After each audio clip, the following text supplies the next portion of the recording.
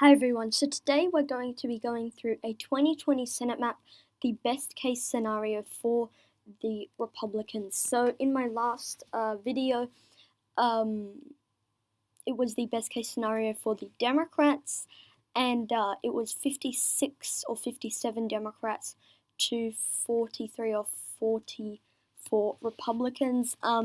Republicans, I mean, they could really go quite high with this current Senate map. And I must say this Senate map is quite interesting in that it has a lot of seats that Democrats can get, but it's slightly much of a stretch. So, for example, Iowa, they can get, but it's a bit of a stretch. Kentucky, they can get, but it's a bit of a stretch. Maine, they can get, but it's a bit of a stretch. Montana, they can get it with the right candidate, but it's still a bit of a stretch. North Carolina, a bit of a stretch. Georgia, a bit of a stretch. Alabama, a bit of a stretch.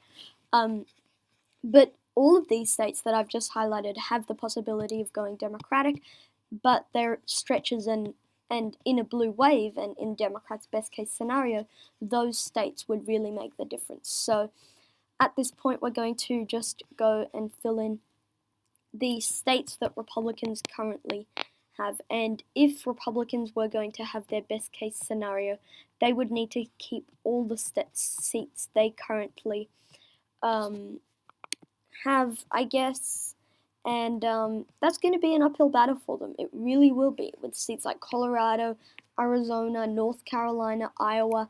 There's going to be some stiff Democratic challenges in those states, and that's something to note. They would need to hold on to the state of Maine. So 53 Republicans. Let's go through the states that we know are going to go Democratic. We know Oregon's going to go Democratic. We know that New Mexico will go to the Democrats.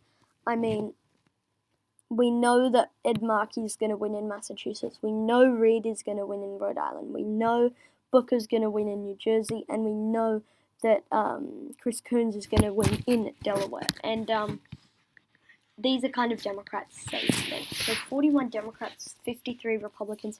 How much higher can the GOP go? I see them taking the Alabama. In my 2020 Senate prediction, I see Alabama going red. I mean, I don't think it would be that much of a stretch for the Republicans to win in that state. And given how Republican it is, and I see Doug Jones going down there, especially in the GOP best case scenario.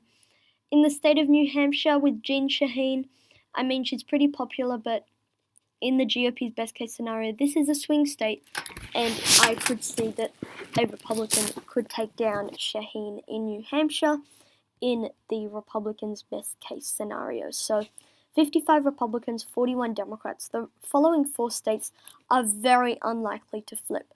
Virginia, Warner's probably going to win there. Illinois, Durbin's probably going to win there. Michigan, Peters is probably going to win there.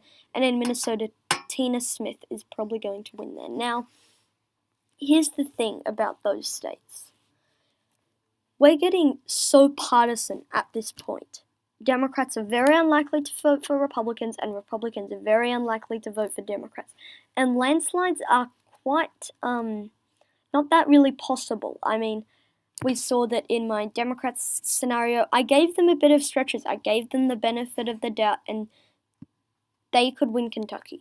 With the right candidate, they could come really close in Kentucky, and I gave them the benefit of the doubt, and they could take down Mitch McConnell.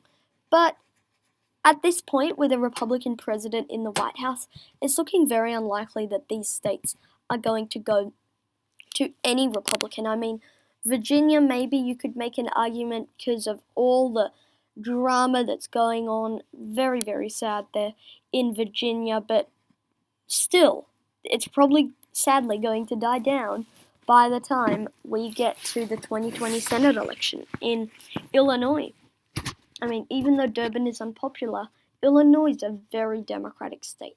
Michigan with Gary Peters. I mean, Trump is underwater here by a lot. Same thing in all of these states. He's underwater. In Virginia, in Michigan, in Illinois, in Minnesota. In addition, many of these states are in the Rust Belt, where we saw Democrats did phenomenal in those 2018 Senate and gubernatorial elections. Let me just run through. In Michigan, Democrats held on to a Senate seat, picked up a governor's seat. In Minnesota, they held on to 2 Senate seats, held on to a governor's seat. And in Illinois, they picked up a governor's seat. And in Virginia, Tim Kaine, the senator there, won by something like over just less than 20 points, just shy of 20 points. I'm not sure of the exact numbers there, but you get my point. Democrats are doing very well in these states, and because of how partisan we're getting, it's getting very difficult to see those states going to the Republicans. I mean, maybe Michigan, with the right candidate, but even then, I would still put as a slight lean towards the Democrats. So that's it for today's video. 55 Republicans, 45 Democrats. Democrats lose their seats in Alabama. They lose in, I believe that's actually it. They lose in New Hampshire as well. So Alabama and New Hampshire go to the Republicans, flips from Democrats, and Republicans hold on to competitive seats in Colorado, Arizona, Iowa, North Carolina, and Georgia. So that's it for today's video. Guys, thank you for watching this video. Oh, they also win Susan Collins' seat of Maine. So that's it for today. Thank you for watching this video. Comment down your suggestions below, and I'll see you all in the next video. Peace.